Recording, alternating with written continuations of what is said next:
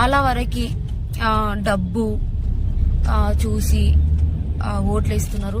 So ఆ విధంగా కాకుండా మంచి చేసే విధంగా నాకు ఓటేసి నన్ను గెలిపించాలని మిమ్మల్ని అందరినీ కోరుకుంటున్నా.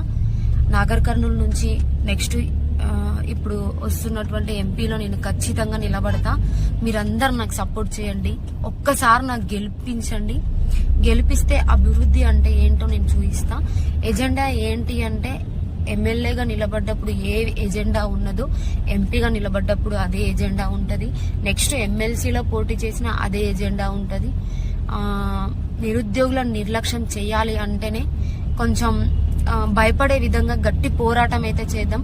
ప్రతి ఒక్క నిరుద్యోగికి, ప్రతి ఒక్క తల్లిదండ్రులకి, చాలా మంది ఉద్యోగులకి, వాళ్ళ పేరెంట్స్ ఒక్కసారి మీ పిల్లల భవిష్యత్తును ఆలోచించి మీ పిల్లలాంటి నన్ను మీ దృష్టిలో పెట్టుకొని